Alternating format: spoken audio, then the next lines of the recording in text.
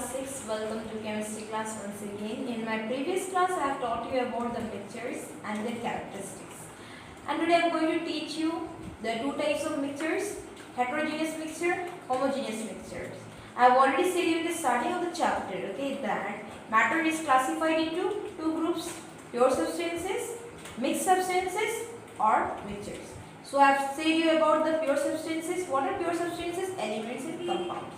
And what are mixtures? About also I have said you, and it is divided into two groups, that is heterogeneous mixture, homogeneous mixture. So today we are going to see about heterogeneous mixture, homogeneous mixture, and then we will see about the separation of the mixtures. Okay, we can separate the mixtures by physical method also. So it is going to be very interesting. Okay, so let's start our class with the topic heterogeneous mixture. Now what is this heterogeneous mixture? Okay, so before saying the definition, I want you to give the example first. Okay, then the concept of definition will be very clear. Okay, so sometimes you play with chalk and all. Okay, and what you do, you crush the chalk. Okay, you make it into powder. Okay, you make it into powder and you try to dissolve in the water.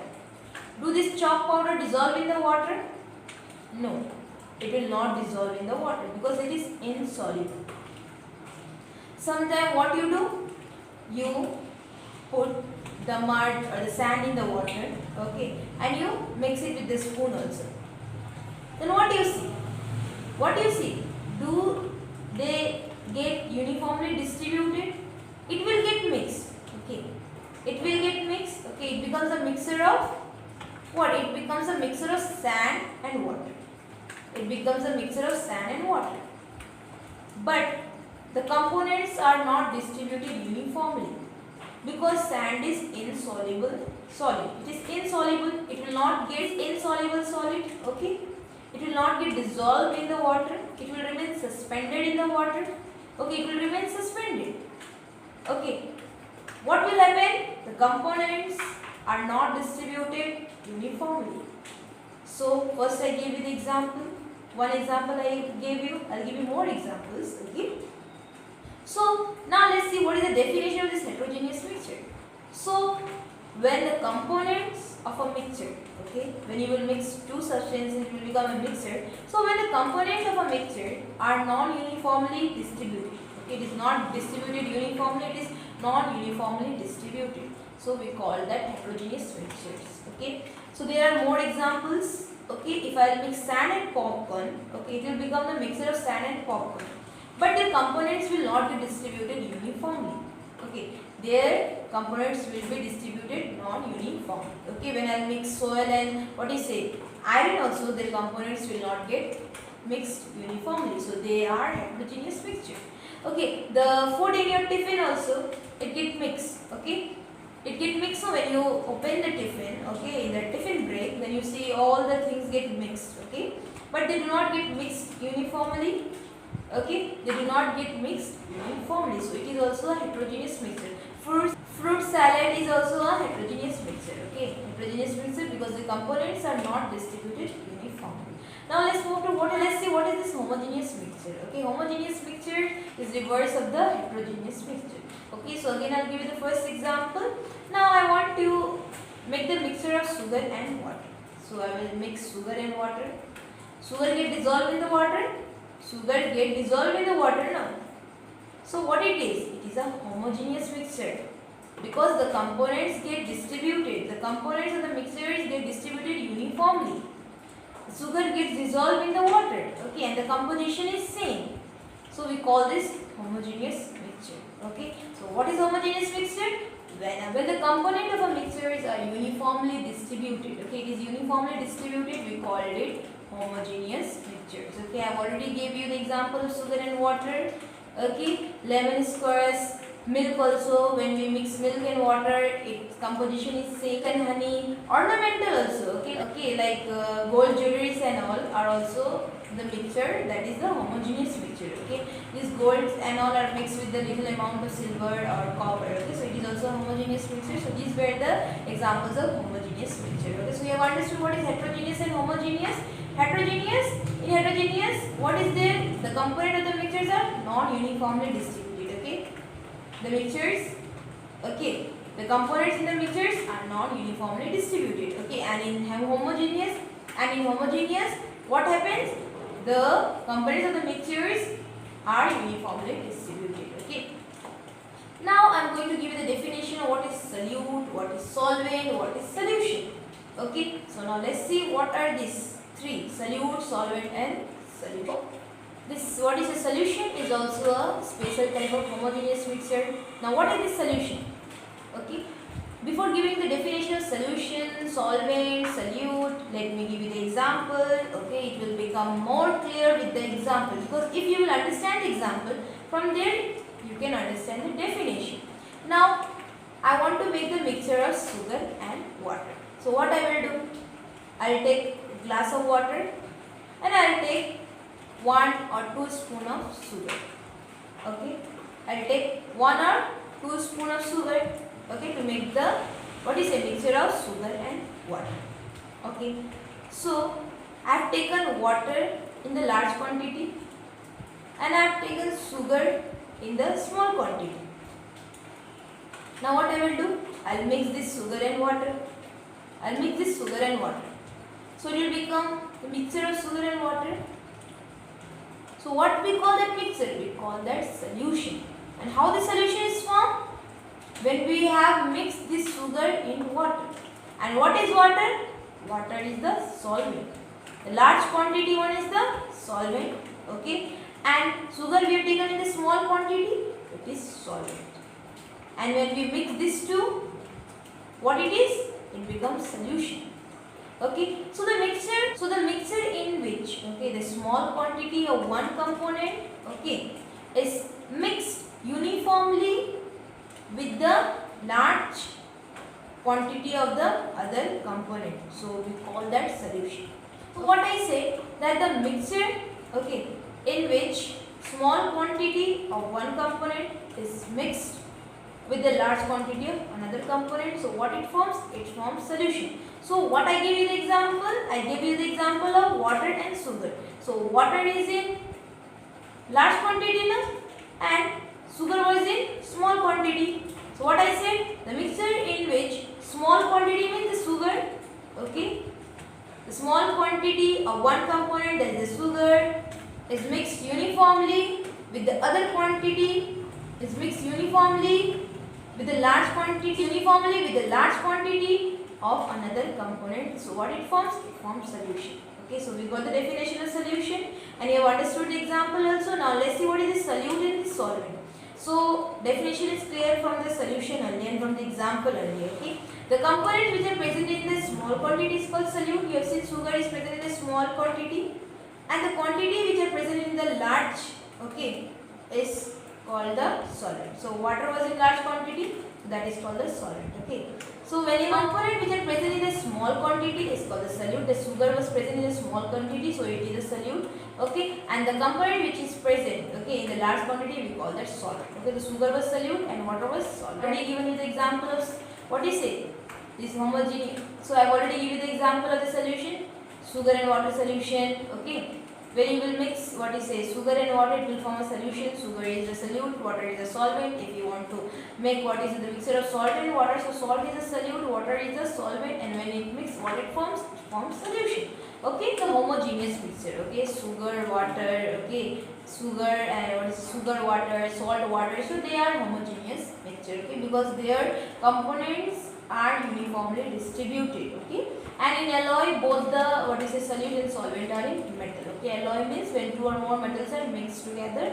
Okay, so that forms the alloy. So in alloy, solute and solvent both are metals. Okay. Our next topic is separation technique. So now we are going to learn the different types of techniques. Okay, how to separate the mixtures by physical method. We will learn about hand picking, about the winnowing, sieving, sublimation is there, filtration is there. Okay, then evaporation is there, crystallization is there. So many different types of what is say process are there. So how to do this process and all, let's see one by one. Okay, now number one separation technique is hand picking. Okay, hand picking and winnowing. Now what is this hand picking and winnowing? By hand picking, you can say that we are separating the mixture by using our hand. Okay, so hand picking is very common. Even your mother uses this technique at home. Okay, Now how she uses, in order to separate what is it, the stones from the rice and all, before she cooks the rice, she sees, okay, that if any other harmful component is there or not, stone is there or husk is there, small woods are there, no, in the rice. So before she cooks the rice, she, what is it, she sees the rice whether these components are present or not. If stones are present, small, so what she does, she uses her hand to remove that stone. So what we call this process, we call this hand picking. Okay, so your mother usually use this process at home in the kitchen, okay, to separate the harmful components or the components which are which is harmful, okay, and we do not want that in our food. So she uses her hand to separate that separate that component from the mixture, okay, of that. If stone and rice is there, so she uses her hand to separate, okay, that stone and rice, okay. Even uses is hand picking and all to clean the pulses, to clean the grains and all, to clean the vegetables and all. She uses her hand. No, she uses her hand to clean, okay, to remove the unwanted components and all, okay. So what is hand picking? You have understand. So you have understood what is hand picking. So when you will use your hand, okay, to to separate the component, okay, to separate the unwanted component from the mixture is called the hand picking. Now what is this winnowing? Okay, this winnowing is usually used by the farmers, okay, to separate the husk and the grains.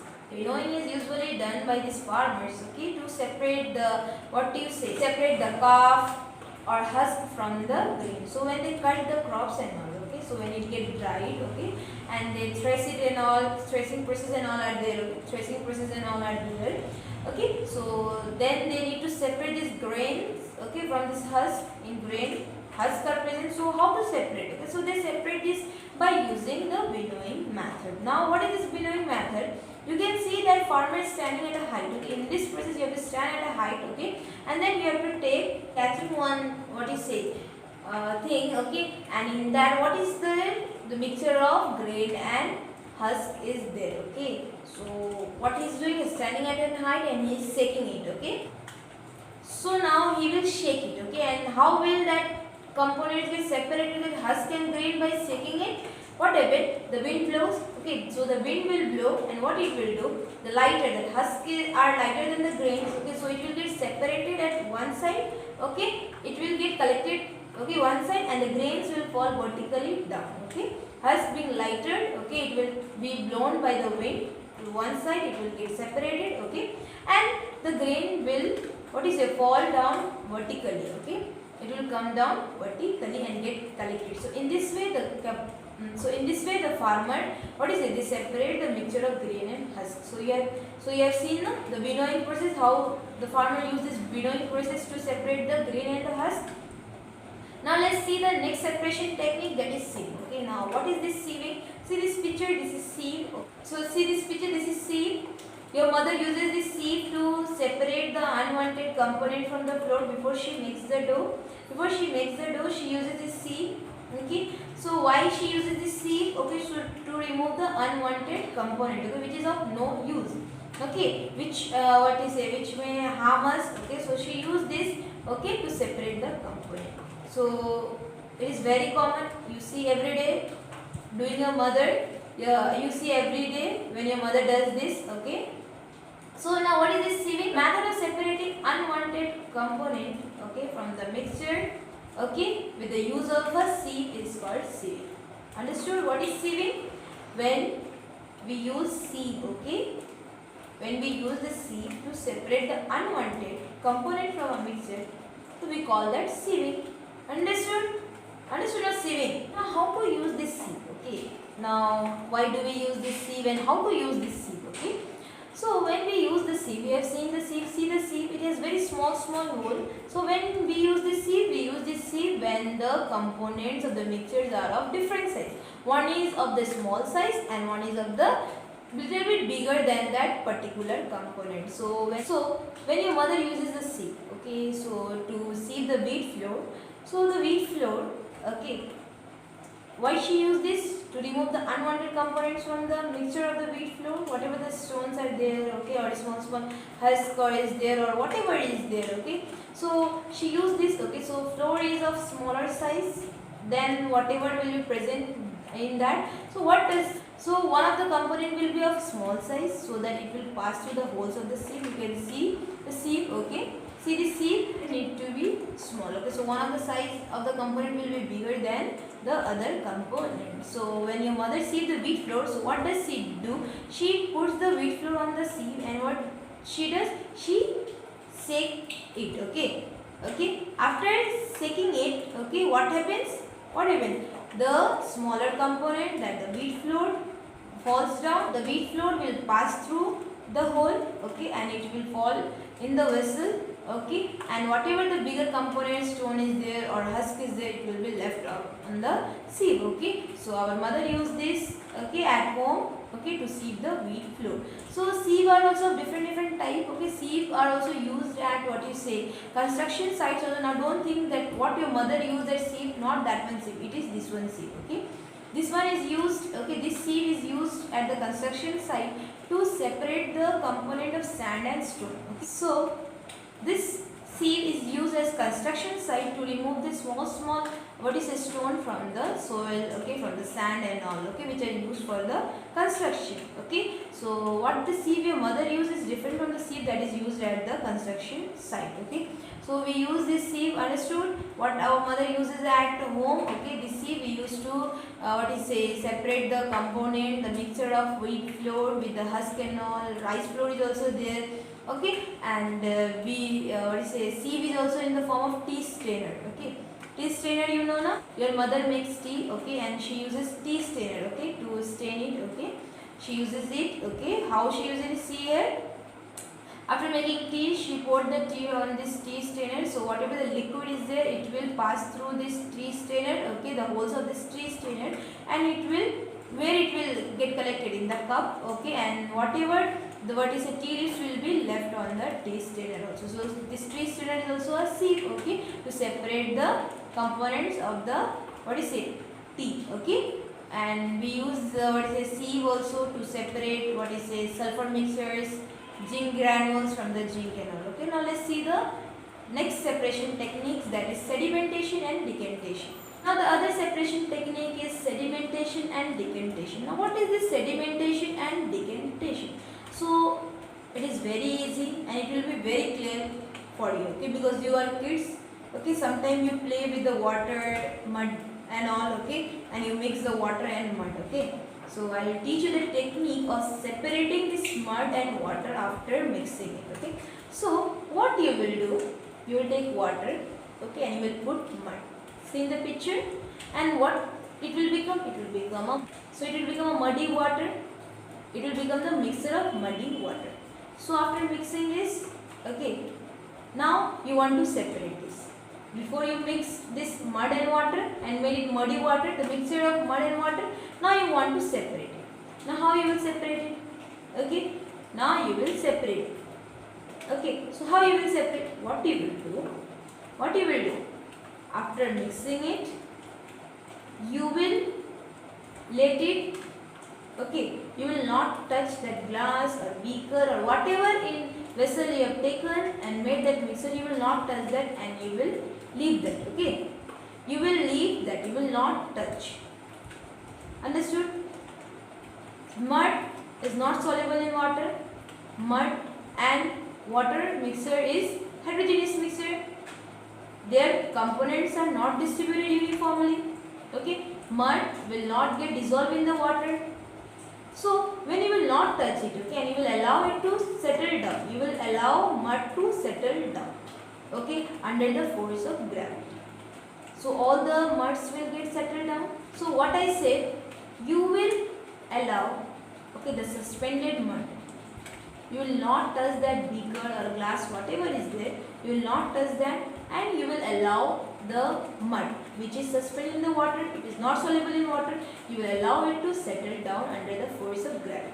So after some time you will see that. So after that what you will do? Okay. So you have got the clear water and the mud is settled down. Still now you have not separated. Okay. you have not separated. Now what you will do, you will take one empty beaker or glass, anything, okay, and then you will take a glass rod, okay, at one side, and you will slowly pick that beaker, okay, or glass in which the sand has settled down, in which the mud has settled down, and clear water is there, okay. So what you will do, slowly you will take that, okay, and you will pour that on the glass rod, okay. You will don't shake it and pick it up, okay, because again it will get mixed, okay. So slowly you will take it up, okay, and then you will pour it on the glass rod. You can see in the picture, okay, the clear water. So clear water will get collected in that beaker, and the mud will be left in that particular beaker only in which it was. So in this way, what you have done? We have done the separation of the mixture of mud and water. Okay, we have separated the mixture of mud and water now. So I have already said you the example and I have explained you. So by which process we have done? We have done this by sedimentation and decantation. Okay.